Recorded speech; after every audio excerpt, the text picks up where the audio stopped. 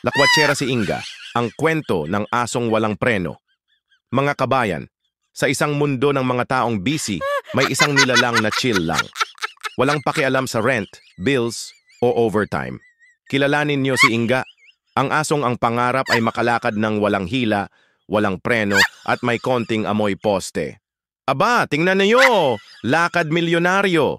Parang may meeting siya sa kabilang street.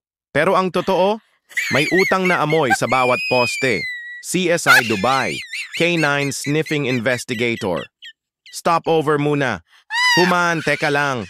May mabigat akong misyon. May pusa dyan kagabi, lasang tuna pala. Tingin pa lang oh, parang may utang ka na.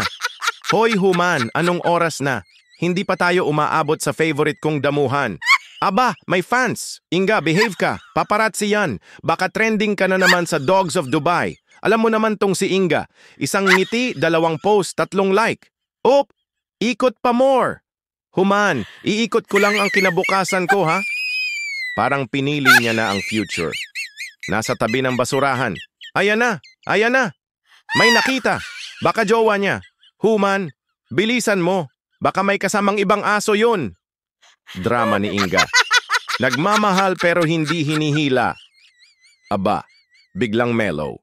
Human, pagod na ako. Pwede bang buhatin mo na lang ako pabalik? Pero di pwede yon, Inga. Ikaw ang nag-aya. Ikaw ang maglakad. At dito nagtatapos ang kwento ng lakad na puno ng drama, adventure, at ang walang katapusang poste. Tandaan, sa buhay, minsan, ikaw si Inga. Walang preno, pero may direksyon. Kahit paikot-ikot, basta kasama ang human, solve na.